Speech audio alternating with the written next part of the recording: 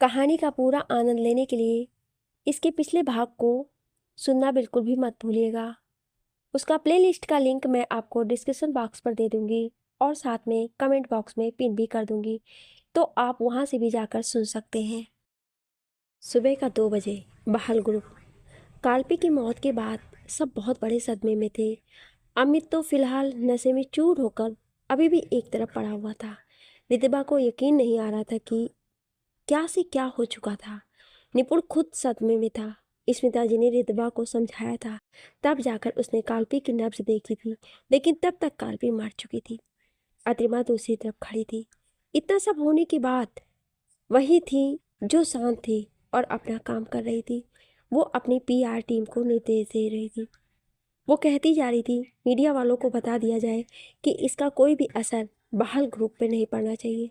I don't care कि तुम लोग क्या करते हो, लेकिन याद रहे, मीडिया में हमारे खिलाफ एक भी आर्टिकल मुझे मिला, I will fire each and everyone of you. सबने सिर हिला दिया। अद्रिमा ने सबको जाने के लिए कहा और फिर ऋषि की तरफ पलटी। उसने कहा, ऋषि, फिलहाल के लिए देखो कि सारे मेहमान सही हैं या नहीं। पुलिस आने वाली है, सबको समझा दो कि सहयोग करें और पुलिस को बताएं कि उन लोगों ने क्या देखा या क्या नहीं। तभी धनुष वहां पर आया। उसके चेहरे से परेशानी साफ झलक रही थी। उसने अदिमा की तरफ देखा और फिर ऋषि की तरफ। अदिमा समझ गई। उसने एक गहरी सांस ली और फिर ऋषि को जाने का इशारा किया। ऋषि ने हाँ में सिर हिला दिया और वहां से चला गया। वहीं दूसरी तरफ अपनी माँ के साथ बैठी रितवा की नज़र उन दोनों की तरफ चली गई। उसकी आंखों से आंसू बह जा रहे थे। तब से मगर धनुष एक बार भी उसके पास नहीं आया था, न उससे कुछ बात की थी। तभी एक हाथ उसके सामने आया और एक पानी की बोतल उसके सामने आई। रितबा के साथ साथ स्मिता की नज़र भी सामने की तरफ उठ गई। सामने संकेत खड़ा था। उसके पीछे उसका पीए राजीव था। संकेत ने बड़ी विनम्रता से कहा, ज़्यादा रोने से आपको चक्कर आने लग जाएंगे और पानी की कमी हो जाएगी शरीर में। आप थोड़ा पानी पी लें, अच्छा महसूस करेंगे। रितबा ने कुछ नहीं कहा और पानी की बोतल ले ली। अद्रिमा ने जाते जाते एक बार पलट कर देखा। संकेत और रितबा को साथ देखकर वो मुस्कुरा दी और फिर धनुष के पीछे चली गई। अंदर कमरे में धनुष को मानो दौरा पड़ गया हो। उसने अपने कमरे में रखी सारी फाइलें उठाकर फेंक दी। अदिमा शांत खड़ी रही। धनुष ने अपनी कमर पर हाथ रखकर खड़ा हो गया। उसने कहा, कैसे, ऐसे कैसे मर गई वो लड़की, आखिर कैसे? अगर किसी को भी पता चल गया तो फिर क्या होगा? इतना कहकर उसने अपने मुंह पर हाथ रख लिया। उसे सच में समझ नहीं आ रहा था कि अचानक से क्या हो गया। अतिमा ने कहा, आप चिंता न करें, किसी को पता नहीं चल पाएगा कि क्या हुआ है। मैं सब कुछ संभाल लूँगी, बस थोड़ा सा टाइम दीजिए सर, और फिलहाल के लिए शांत रहें। अगर आप इतना पैनिक करेंगे तो सबकी अटेंशन आप पर आएगी ही। धनुष ने उसकी तरफ देखा। वो एकदम से उसके पास गया और जाकर उसके गले से लग गया। अद्रिमा ने अपनी पुतलियां घुमाकर उसकी तरफ देखा और फिर उसकी पीठ पर हाथ फिराने लगी। धनुष ने कहा, Adrima, I am really scared. अगर किसी को भी पता चल गया ना, then I am done, I am totally done. Adrima ने कहा, मैंने कहा ना, किसी को कुछ नहीं पता चलेगा, कुछ भी नहीं। आप मुझ पर भरोसा करते हैं ना, तो बस मुझ पर नहीं, सिर्फ मुझ पर भरोसा रखिए, मैं सब कुछ ठीक कर दूंगी। धनुष शांत हो गया। वो अद्रिमा से अलग हो गया। उसने सोचते हुए कहा, मुझे नहीं पता था कि मेरी इतनी छोटी सी शर्त इतना बड़ा कांड करने देगी। वो बेवकूफ़ लड़की कितना समझाने के बाद भी नहीं मानी। Guilt, guilt my foot. इससे पहले कि अदिमा कुछ कहती, पीछे से निपुण की आवाज आई, किस गिल्ट की बात कर रहा है तू? अदिमा पलट गई। धनुष भी चौंक कर पलटा। धनुष ने अटकते हुए कहा, निपुण, निपुण। निपुण अंदर आ गया। उसने कहा, क्या हुआ, किस गिल्ट की बात कर रहा है तू? क्या मैं जान सकता हूँ? कहते हुए उसने अदिमा को घूरा। धनुष ने कहा, कुछ नहीं, वो एक्चुअली मैं बस फील कर रहा था कि काल्पी और मेरे बीच इतने झगड़े बढ़ गए थे रितबा की वजह से, और वो यूं अचानक चली गई। इतना कहकर वो उसके पास आया और उसने कहा, आई एम सॉरी बडी, मुझे पता है कि तुझ पर क्या बीत रही है। निपुण ने कहा, फिलहाल के लिए ये सारी चीज़ें छोड़, बाहर पुलिस आ चुकी है, तुम दोनों के यूं इस तरह से अंदर रहना बहुत गलत इंप्रेशन देगा। धनुष ने हाँ में सिर हिला दिया। अदिमा ने कहा, अगर पुलिस आ चुकी है तो मैं बाहर जाकर देखती हूँ। आप दोनों भी आ जाएं। इतना कहकर वो तेजी से बाहर निकल गई। निपुण और धनुष ने एक बार एक दूसरे की तरफ देखा और फिर वो दोनों भी बाहर चले गए। बाहर पुलिस आ चुकी थी। वो एक एक करके सबका बयान ले रहे थे। दूसरी तरफ मुकेश, बहाल और सहाय बाकी के लोगों के साथ खड़े थे। पार्टी में अचानक इतनी बड़ी बात हो गई, सबके दिमाग खाली हो चुके थे। अद्रिमा उनके पास चली गई। मुकेश बहाल ने कहा, अद्रिमा सिचुएशन क्या है? अद्रिमा ने कहा, फिलहाल के लिए अंडर कंट्रोल है सर, आप चिंता ना करें, मैंने पूरी टीम को काम पर लगा दिया है। सहाय ने कहा, वो लड़की काल्पी जो मरी, उसके पेरेंट्स वो कहाँ पर है? अद्रिमा ने कहा, वो सीधा हॉस्पिटल में ही जाएंगे। काल्पी की माँ उसी हॉस्पिटल में है, लेकिन उसके पापा किसी मेडिकल ट्रिप पर हैं। मुकेश बहाल ने कहा, और उसका नालायक मंगेतर अभी तक नशे में बेहोश पड़ा हुआ है। यकीन नहीं आता कि आजकल की जनरेशन को देखकर, जिसमें किसी को भी जिम्मेदारी का एहसास ही नहीं है। अद्रिमा सिर झुकाकर मुस्कुराती हल्की सी। उसने कहा, सर आप चिंता ना करें, मैंने मीडिया को हैंडल करने के लिए टीम को समझा दिया है।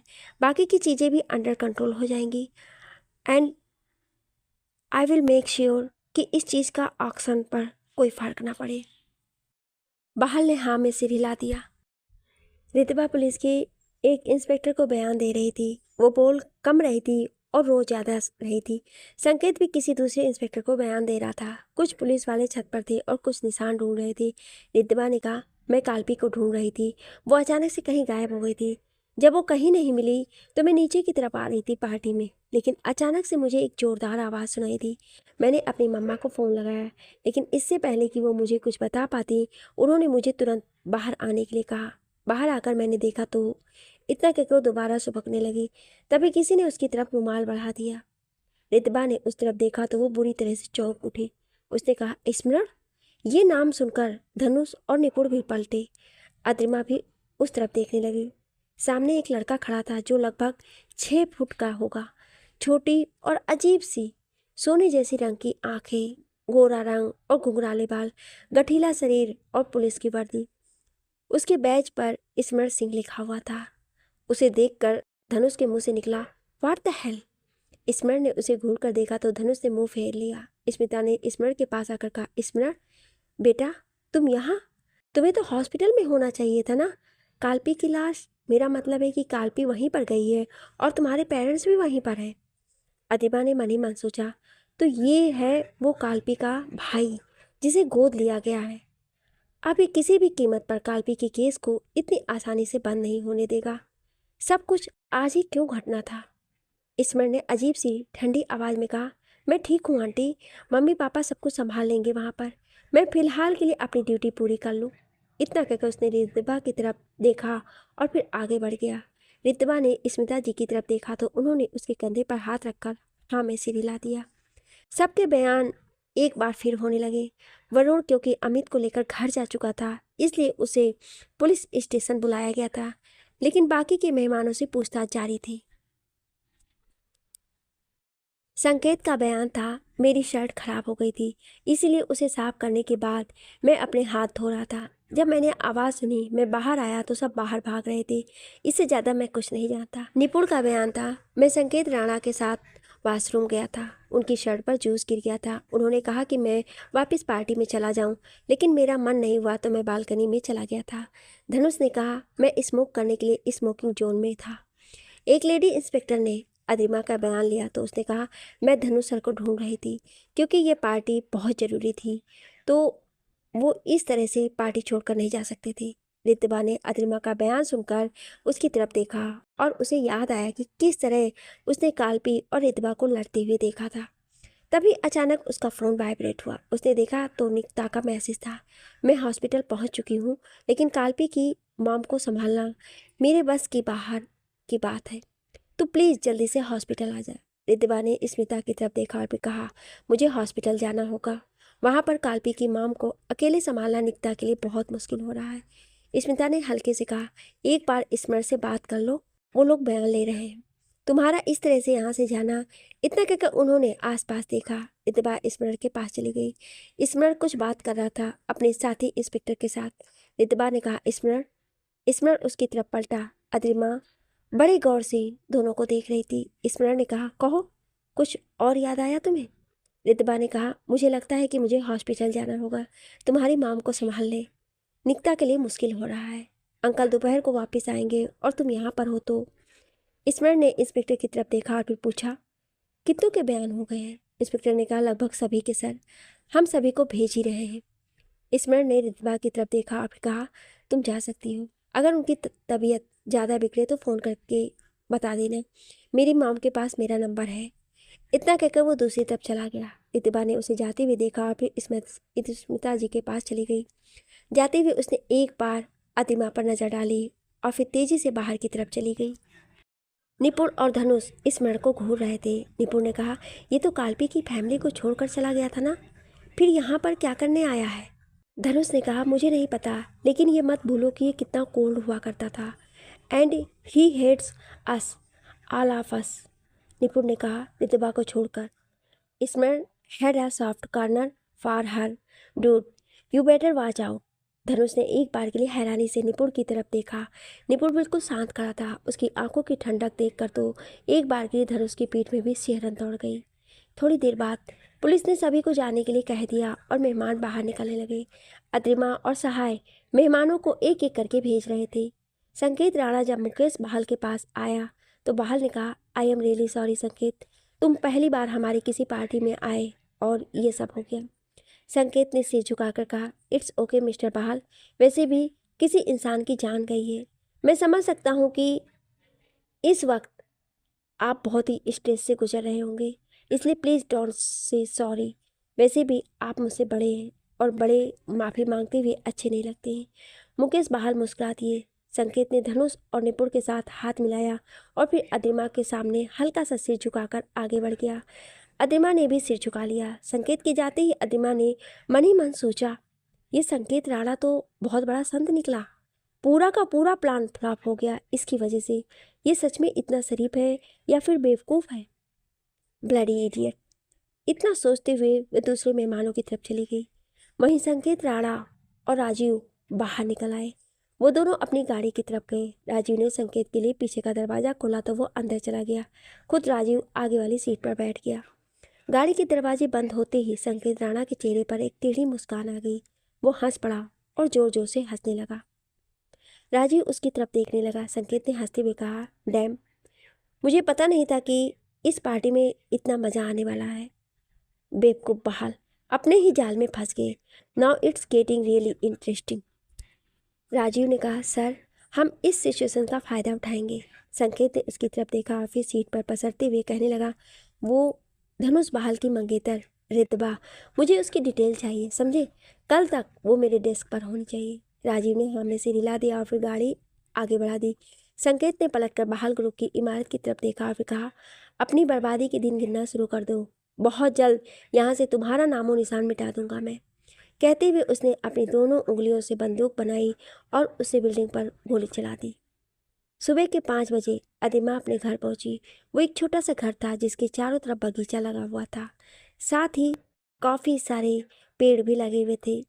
अदिमा थक चुकी थी पूरी तरह से। उसने गाड़ी पार्क की और फिर दरवाज़ा खोलकर अंदर चली गई। उसने अंदर पहुंचकर जैसे ही लाइट जलाई, सामने देखकर एक पल के लिए चौंक उठी। सामने वही मास्क और कैप पहने लड़का बैठा हुआ था। अदिमा ने कहा, तुम यहाँ पर क्या कर रहे हो? घर क्यों नहीं गए? लड़के ने कहा, मुझे चिंता हो रही थी। अदिमा मुस्कुरा दी। वो वहाँ किचन की तरफ चली गई जो बाहर हाल में ही बना हुआ था। लड़के ने कहा, आप क्या करें? काल्पी का मरना हमारे प्लान में नहीं था, अब इसके आगे क्या? अदिमा ने पानी पीते हुए गिलास जोर से फर्श पर दे मारा। गिलास चकनाचूर हो गया। अदिमा ने कहा, वो बेवकूफ़ लड़की, कितना समझाया मैंने उसको, लेकिन नहीं, उसने तो रास्ते में आने का शौक था ना। सच में उसका मरना ही लास्ट ऑप्शन बचा था उस वक्त, लेकिन उसकी मौत ने सारा काम बिगाड़ दिया। लड़के ने कहा, इसीलिए मैंने तुमसे कहा था कि ज़्यादा केयरफुल रहना और खुद पर कंट्रोल रखना। अदिमा ने उसे घूर कर देखा तो वो चुप हो गया। अदिमा खिड़की के पास आकर खड़ी हो गई। उसने कहा, नहीं, रितबा और धनुष इस सिचुएशन में अगर दोबारा पास आ गए तो बहुत बड़ी गड़बड़ हो जाएगी। फिलहाल के लिए धनुष को मुझे सबसे दूर करना है। उसकी ज़िंदगी में उसका कोई दोस्त नहीं बचना चाहिए। बचनी चाहिए तो सिर्फ मैं, सिर्फ मुझ पर वो भरोसा कर सके, सिर्फ और सिर्फ मैं उसे दिखूं, तभी बहाल ग्रुप हमारे साथ में होगा। लड़के ने कहा, लेकिन ये होगा कैसे? ज़्यादा वक्त नहीं है हमारे पास। अद्रिमा ने कुछ नहीं कहा और सोच में डूबी रही। वहीं पुलिस बहाल ग्रुप की इमारत की छत पर काम कर रही थी। वो लोग वहाँ की पूरी डिटेल लिख रहे थे। तभी स्मरण वहाँ पर आया।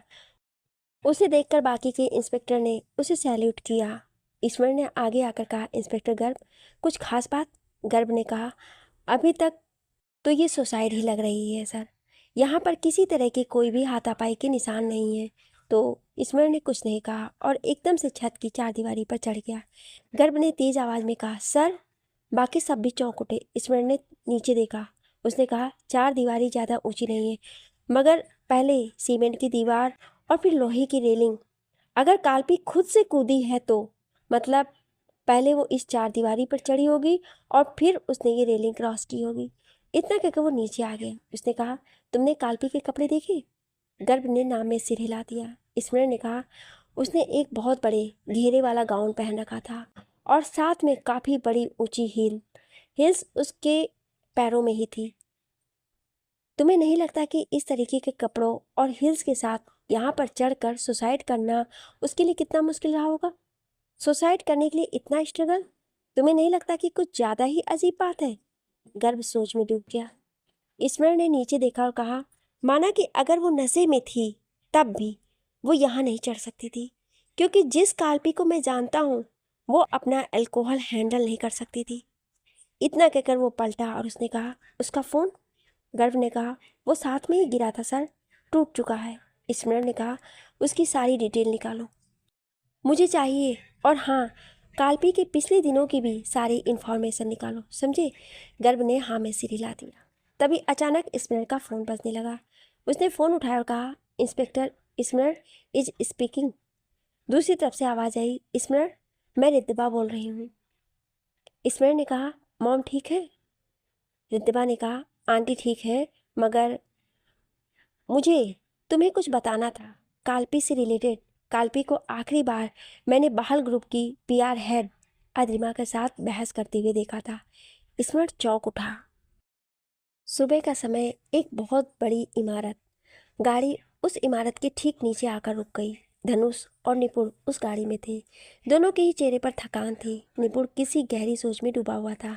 उसे पता भी नहीं चला कि गाड़ी कब की रुक चुकी है। धनुष ने उसकी तरफ देखा, फिर कहा, तो उतरेगा नहीं? निपुण ने उसकी तरफ देखा, फिर उसने बाहर की तरफ देखा और कहा, सॉरी, मुझे पता नहीं चला कि हम कब पहुंच गए। धनुष ने एक गहरी सांस ली, फिर कहा, अगर तू चाहे तो तू घर चल सकता है। आज के दिन मुझे नहीं लगता कि तुझे अकेले रहना चाहिए, या फिर मेरे साथ रुक सकता है। निपुण हल्के से मुस्कुरा दिया। उसने कहा, नहीं, मैं ठीक हूँ, बस थोड़ी सी थकान है, वो ठीक हो जाएगी, मैं दोपहर तक ऑफिस आ जाऊँगा। इतना कहकर वो बिना कुछ सुने उतर गया और फिर इमारत के अंदर चला गया। धनुष उसे देखता रहा जब तक कि वो अंदर नहीं चला गया। उसने फिर अपना सिर हिला दिया और गाड़ी मोड़कर चला गया। निपुण 17वें फ्लोर पर पहुंचा। उसने अपनी चाबी लगाई और फिर अंदर चला गया। उसने लाइट्स जलाई। जो एक बहुत बड़ा घर था। 2 बेडरूम थे और साथ में एक बहुत बड़ा ओपन किचन। एक बहुत बड़ा हॉल था जहां काफ़ी सारी महंगी चीज़ें रखी हुई थी। निपुण ने अपना कोट उठाकर पटक दिया और फिर वो अपनी टाई खोलकर फिर सोफे पर फेंक दी। वो किचन की तरफ बढ़ गया। उसने एक गहरी सांस ली और फिर आंखें बंद कर ली। थोड़ी देर वो वैसा ही खड़ा रहा। फिर उसने आंखें खोली और अपने किचन की एक अलमारी खोली जिसमें कुछ बर्तन रखे हुए थे। उसने एक कोने पर रखी हुई प्याली को घुमा दिया। अलमारी की पिछली दीवार दरवाजे की तरफ अंदर को खुल गई। निपुण अंदर चला गया। उसका घर इस तरह से बना हुआ था कि किचन के दोनों तरफ एक एक बेडरूम बना हुआ था, लेकिन कोई नहीं जान सकता था कि दोनों कमरों के बीच एक रहस्यमयी कमरा था जिसका रास्ता वो अलमारी थी। निपुण ने अंदर जाकर वहाँ की लाइट जलाई। वहाँ एक बेड लगा हुआ था और दूसरी तरफ अलमारी में शराब की बोतलें रखी हुई थी। निपुण ने एक सिगरेट का पैक निकाल दिया और सिगरेट सुलगाए ली। उसने फिर एक शैंपेन की बोतल निकाली और बेड के सामने जाकर बैठ गया। वो सामने देखने लगा। सामने बेड के ठीक ऊपर काल्पी की एक बड़ी सी तस्वीर लगी हुई थी जिसके आसपास और भी कई छोटी मोटी तस्वीरें थीं। निपुण कुछ देर तक उस तस्वीर को देखता रहा। उसके चेहरे पर फिर एक गहरी मुस्कान आ गई और वो हंस पड़ा। उसने कहा, मैंने तुमसे कहा था कि तुम मेरा इंतज़ार कर सकती हो, लेकिन तुमने मुझे ठुकरा दिया था। देखो अब क्या हुआ। तुम्हारा वो सो कॉल्ड मंगेतर, वो जानता तक नहीं कि तुम जा चुकी हो, हमेशा के लिए जा चुकी हो। वो तो नशे में पड़ा हुआ है, उसे तुम्हारी कभी कोई परवाह नहीं थी काल्पी। तुमने गलत इंसान को चुन लिया था, बहुत गलत इंसान को। इतना कहकर वो उठ खड़ा हुआ। वो जाकर एक दीवार के पास खड़ा हो गया और उसने वहाँ पर पर्दा हटा दिया। वहाँ काल्पी की एक और तस्वीर थी जो नीचे फर्श तक थी। निपुण ने उस पर हाथ फिराया और फिर नीचे फर्श पर बैठ गया। उसने पीठ लगा ली तस्वीर से और फिर अपना सिर टिकाकर आंखें बंद करके बैठ गया। उसकी आंखों के सामने 2 साल पहले का दृश्य तैर गया। वो एक गैलरी में जा रहे थे, काल्पी आगे आगे जा रही थी और वो काल्पी के पीछे उसे आवाज़ें देते जा रहा था। अचानक से उसने काल्पी का हाथ पकड़ा तो काल्पी ने झटके से उसका हाथ छुड़ा लिया। निपुण ने कहा, काल्पी तुम मेरे साथ ऐसा नहीं कर सकती हो। तुमने मुझसे कहा था कि मैं तुम्हारा वेट करूं, मैंने वो किया। तुमने कहा कि तुम्हें कुछ सोचने के लिए वक्त चाहिए, मैंने वो भी तुम्हें दिया। लेकिन अब तुम अम्मी से सगाई करने जा रही हो काल्पी। हाउ कुड यू, तुम मेरे साथ ऐसा कैसे कर सकती हो। काल्पी ने उसे घूरा और फिर कहा, क्या मैंने तुमसे कहा था कि मैं तुम्हें ही चुनूंगी। मेरे लिए वेट करना तुम्हारी मर्जी थी, मैंने कोई वादा नहीं किया था तुम्हारे साथ। निपुण की आंखें छलक आई थी। उसने भरे गले से कहा था, काल्पी। काल्पी ने बाजू लपेट लिए और फिर कहा, मुझे एक बात बता दो, ऐसा है क्या तुम में कि मैं तुम्हें चुनूं। ये बिजनेस रियली।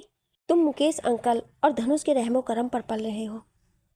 मुकेश अंकल के जाने के बाद धनुष इस कंपनी का मालिक बनेगा और तुम कुछ भी नहीं। You are nothing. निपुण ने कहा, मत बोलो कि कंपनी के आधे शेयर मेरे पास भी हैं काल्पी। काल्पी हंस पड़ी। उसने कहा, सच में। तो चेयरमैन कौन है। मुकेश अंकल। और सबसे बड़ी बात, ये कंपनी बहाल ग्रुप के नाम से जानी जाती है और तुम बहाल नहीं, ओबराय हो।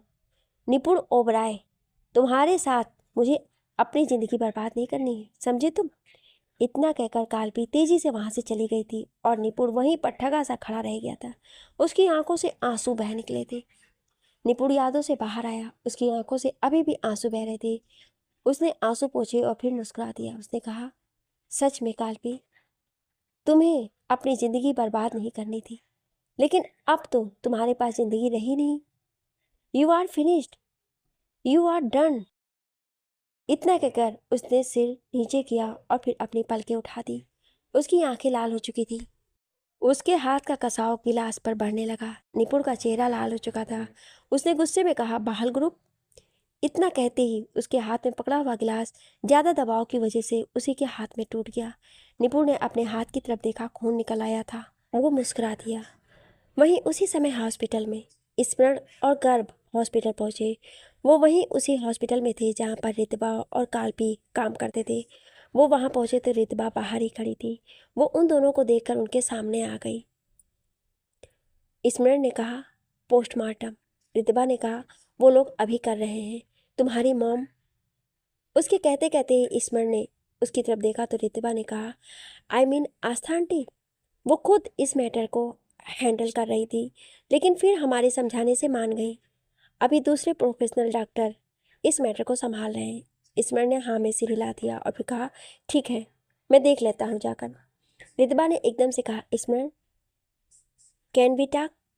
स्मरण ने उसकी तरफ देखा, फिर उसने गर्भ की तरफ देखा और फिर हाँ में सिर हिला दिया। गर्भ ने रितबा की तरफ देखा और फिर वहाँ से चला गया। स्मरण ने रितबा की तरफ देखकर कहा, कहो क्या कहना है तुम्हें। रितबा ने एक गहरी सांस ली और फिर कहा, स्मरण, मैं तुम्हें फ़ोन पर भी बताया था अद्रिमा और काल्पी के बारे में। उसकी और अद्रिमा की बहस हो रही थी। मैं नहीं जानती कि किस वजह से, लेकिन फिर भी सिर्फ 10 मिनट पहले बहस और काल्पी का छत पर से कूद कर सुसाइड करना। स्मरण, मैं किसी पर इल्ज़ाम नहीं लगा रही हूँ, लेकिन फिर भी आई होप कि तुम इस केस की तह तक जाओगे। स्मरण ने बाजू लपेट ली और कहा, तुम काल्पी की बेस्ट फ्रेंड थी ना। रितबा ने उसकी तरफ देखा और फिर हाँ में सिर हिला दिया। स्मरण ने कहा, तो क्या काल्पी को कोई परेशानी या कोई दिक्कत थी, कोई प्रॉब्लम जिसके बारे में उसने तुमसे कुछ कहा हो। उसने रितबा ने कुछ याद किया और कहा, काल्पी ने कुछ कहा तो नहीं मुझसे, लेकिन काफ़ी दिनों से बहुत परेशान चल रही थी। मैंने बहुत बार पूछा था कि क्या हुआ, मगर उसने मुझे कुछ नहीं बताया। स्मरण ने कहा, और ये सब कब से था? रितबा याद करने लगी। उसने स्मरण की तरफ देखा और फिर कहा, धनुष के बर्थडे से। उसकी बर्थडे पार्टी थी लास्ट मंथ, तभी उसी दिन उसका और धनुष का झगड़ा हुआ था। लेकिन वो दोनों अक्सर झगड़ते रहते थे, ऐसी कोई बड़ी बात नहीं थी उनका झगड़ा होना। लेकिन उस दिन कुछ ज़्यादा ही बड़ा झगड़ा हो गया था। हम लोगों को उन दोनों को शांत करवाना पड़ा था। स्मरण ने कहा, उन लोगों का झगड़ा क्यों हुआ था, क्या मैं जान सकता हूँ? रितबा ने गहरी सांस ली, फिर कहा, तुम्हें तो पता ही होगा कि धनुष का बिहेवियर कभी कभी बहुत रूड हो जाता है। वो कुछ ऐसी चीज़ें कर जाता है जो मुझे हर्ट कर देती है, और यही बात काल्पी को पसंद नहीं थी। लेकिन पिछले कुछ टाइम से काल्पी को लगने लगा था कि धनुष की असिस्टेंट अद्रिमा हमें दूर करने की कोशिश कर रही है, और पार्टी में भी इसी बात के लिए झगड़ा हुआ था। लेकिन फिर सारी बातें क्लियर हो गई थी। स्मरण ने कहा, अद्रिमा वो पीआर हेड भी है ना बहाल ग्रुप की। काल्पी को लगता था कि धनुष उसकी तरफ अट्रैक्ट हो रहा है, राइट? रिद्वा ने कहा, ऐसा कुछ भी नहीं था, धनुष सिर्फ प्लेफुल हो जाता है स्मरण। काल्पी मुझे लेकर बहुत प्रोटेक्टिव थी, इसलिए शायद। कहते हुए उसका गला भर आया। उसने कहा, मुझे नहीं पता कि काल्पी ने ऐसा क्यों किया, लेकिन प्लीज़ स्मरण, मुझे जानना है कि आखिर क्या बातें हो गई काल्पी को कि सुसाइड करनी पड़ी। वो कभी ऐसा नहीं कर सकती थी। स्मरण ने बिना किसी भाव के कहा, तुम सही कह रही हो रितबा, काल्पी ऐसा नहीं कर सकती थी। वो उस छत से खुद से नहीं कूद सकती थी। रितबा की आंखें बड़ी हो गई। उसने कहा, तो तुम कह रहे हो कि काल्पी? स्मरण ने कहा, अभी कुछ भी कहना गलत होगा, लेकिन शायद तुम्हारा कहना सही है। काल्पी ऐसा कुछ भी नहीं कर सकती थी। रितबा ने अपने मुंह पर हाथ रख लिया। स्मरण ने कहा, फिलहाल के लिए इस बारे में किसी को कुछ नहीं बताना, क्योंकि तुम काल्पी के सबसे ज़्यादा क्लोज थी, तो मुझे तुम्हारी मदद की ज़रूरत पड़ती रहेगी। रितबा ने एकदम से अपने आंसू पोंछे, फिर कहा, तुम्हें तो जानना है, मैं तुम्हें सब बता दूंगी। तुम्हें जो भी मदद चाहिए मैं करने के लिए तैयार हूँ, लेकिन काल्पी का अगर सच में किसी ने मर्डर किया है तो उसे ढूंढ निकालो किसी भी तरह से। मैं अपने दोस्त के कातिल को ढूंढने में तुम्हारी पूरी मदद करूँगी। काल्पी के साथ जो भी हुआ है वो मुझे भी जानना है। स्मरण ने सिर हिला दिया। तभी गर्भ आया और उसने कहा, सर, डॉक्टर आपसे मिलना चाहते हैं। स्मरण ने हाँ में सिर हिला दिया और फिर रितबा की तरफ देखकर आगे बढ़ गया। रितबा ने अपने आंसू पोंछे, फिर कहा, नो रितबा, इस वक्त रोने का वक्त नहीं है। इतना कहकर वो तुरंत आगे बढ़ गई। दोपहर तक पोस्टमार्टम का सारा काम पूरा हो चुका था। रिपोर्ट शाम तक आनी थी। आस्था हॉस्पिटल की इकलौती वारिस की मौत हो चुकी थी, और वो भी इस तरीके से। कोई नहीं जानता था कि काल्पी के साथ आखिर हुआ क्या है। दोपहर के समय काल्पी का अंतिम संस्कार किया गया। अमित को भी अभी तक होश आ चुका था और वो वरुण के साथ वहां पहुंच चुका था। वो फूट फूट कर रोए जा रहा था। निपुण ने एक बार के लिए उसकी तरफ देखा और फिर एक फीकी हंसी हंसकर चिता की तरफ देखने लगा। आस्था जी, यानी कि काल्पी की मॉम, बहुत रो रही थी। निकिता और रिद्वा ने उन्हें संभाला हुआ था। रिद्वा की आंखों से भी आंसू बहे जा रहे थे।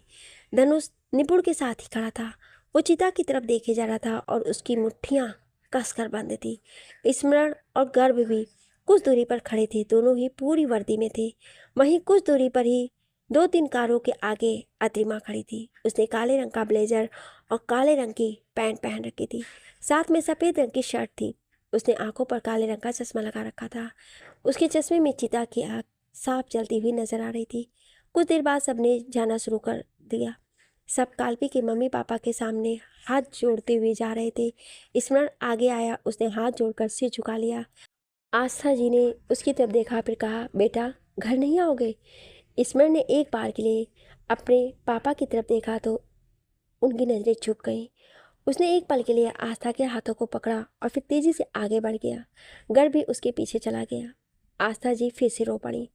रितबा ने उनको संभाला और जाते हुए स्मरण को देखने लगी। धनुष और निपुण आगे आए। उन्होंने हाथ जोड़े और फिर धनुष रितबा के सामने जाकर खड़ा हो गया। उसने कहा, तुम साथ चलोगी? रितबा ने नामे सिर हिला दिया, फिर कहा, आंटी को संभालना मुश्किल है निकिता के लिए, मैं कुछ देर बाद आ जाऊंगी। धनुष ने कहा, बता देना, मैं लेने आ जाऊंगा। रितबा ने सिर हिला दिया। धनुष आगे बढ़ गया। निपुण भी उसके पीछे चला गया। स्मरण अपनी गाड़ी के पास पहुंचा। उसने एक बार के लिए बाहर ग्रुप की गाड़ियों की तरफ नज़र डाली और फिर उसकी नज़र अद्रिमा पर टिक गई। अद्रिमा ने अपने लंबे बालों को कसकर बांध रखा था और उसके माथे पर आते बाल हवा में उड़ रहे थे।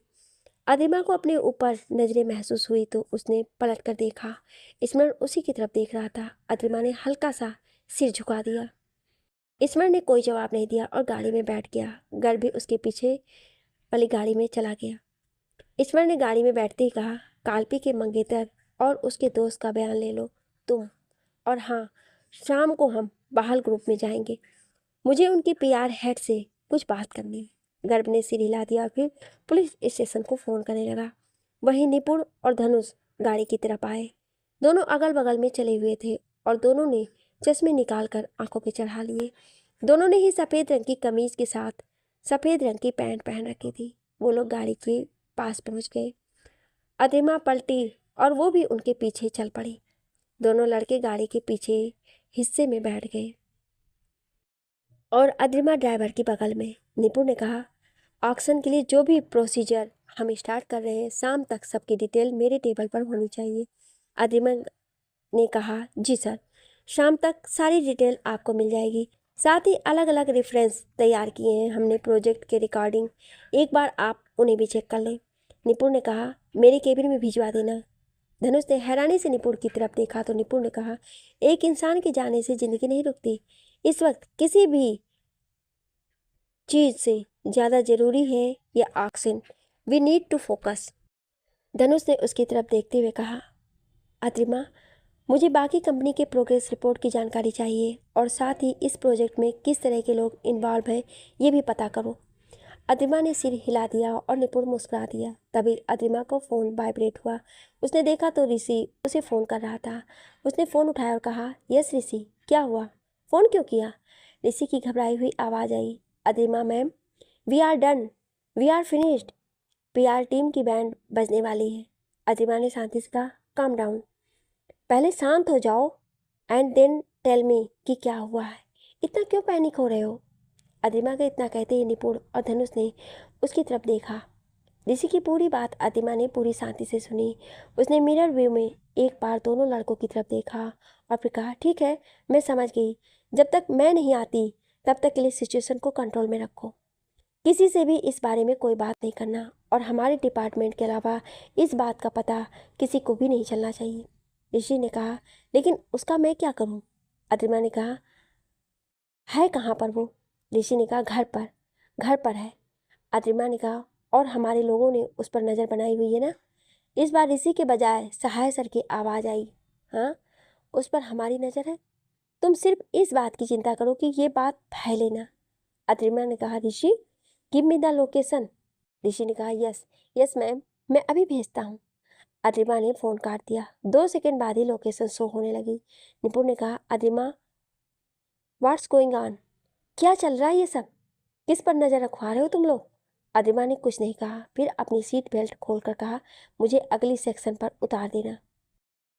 धनुष ने एकदम से कहा, अद्रिमा, क्या कर रही हो तुम? आखिर कहाँ जा रही हो?